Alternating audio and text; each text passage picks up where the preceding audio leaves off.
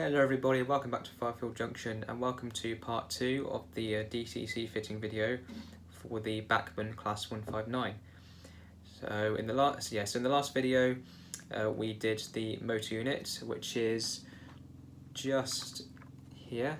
So she's all been wired up, the chip's been fitted and she's running beautifully. And then just before this video I did one at the first end of the unit. So I did this end here, so this end has now got a chip in it. I've tested it, it's working fine. It was a little bit more difficult than I thought because I think the interior layout is ever so slightly different to the 158. So there wasn't as much room in these sort of cab ends to fit a lot of the stuff. I worked out a way to do it. It's not necessarily the way I recommend for you to do it, but it's just the way I found to do it that worked, where everything fitted in quite nicely and neatly.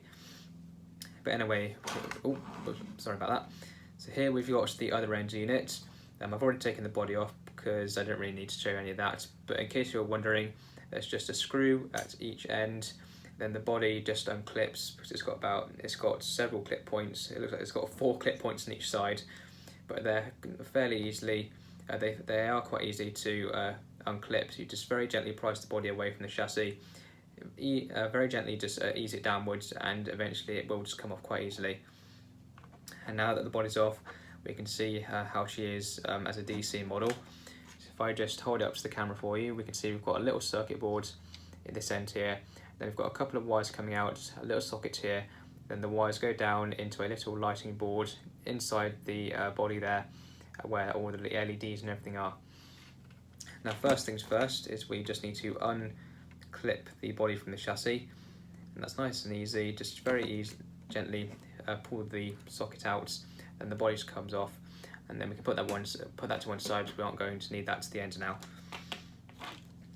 So now we've just got the chassis here and we can see we've got the circuit board at the end here. And next thing we need to do is we need to prise the circuit board off from the chassis. Now on this one it looks like it's been glued down, so just using a flat edge screwdriver we can nice and easily pry the circuit board up. Sorry. And then we can just fairly easily ease the wires up. It looks like one of the wires has been glued to the chassis. So if we very easily, gently just try and prise that off without damaging it, we really don't want to damage it. It should come off fairly easily. We're nearly there. There we go. Almost there, just a little bit more. Obviously you shouldn't have this problem on yours. I think maybe the previous owner did this. I could be wrong. There we go.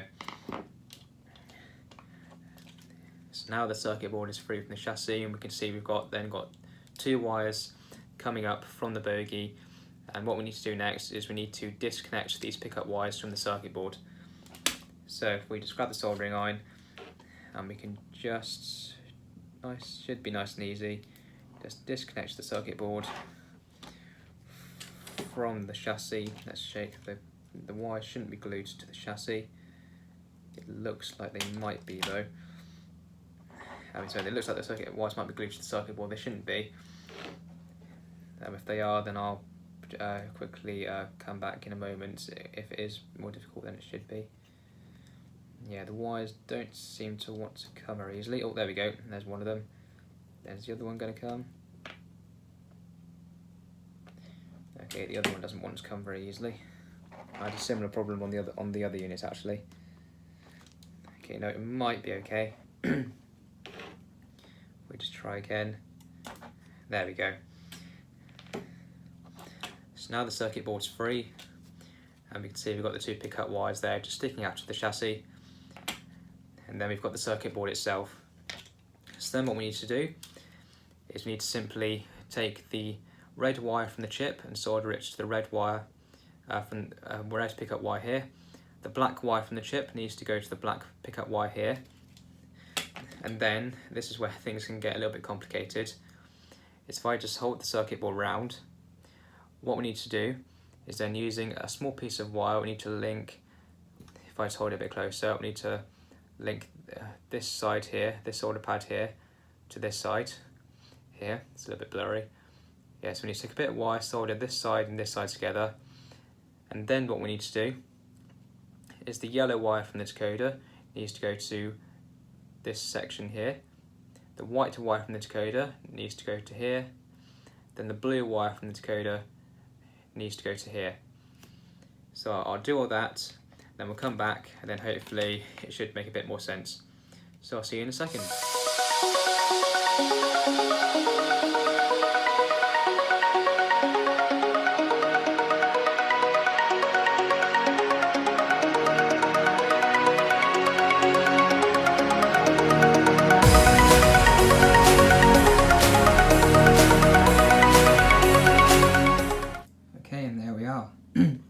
So you can see all the relevant wires have been wired up. If I just move some of the stray wires out of the way, we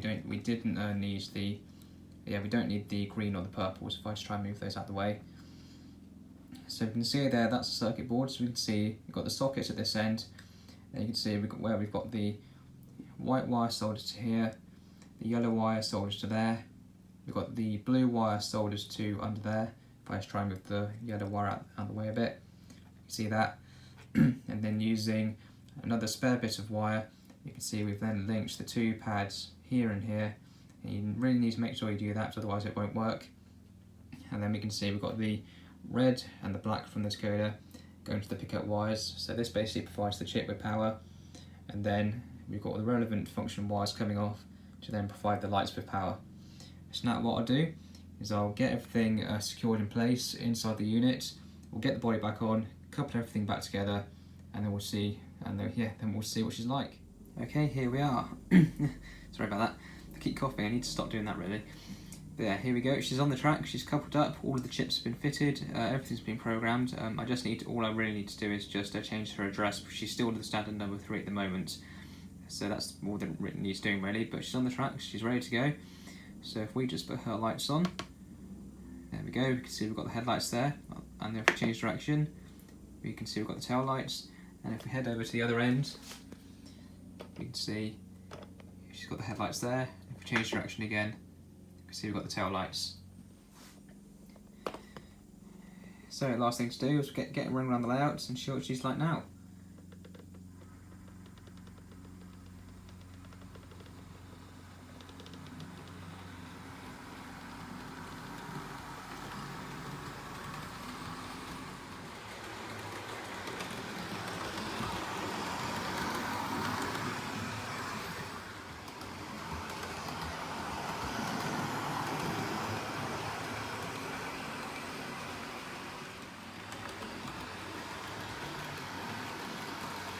Overall, we can say that's been very successful.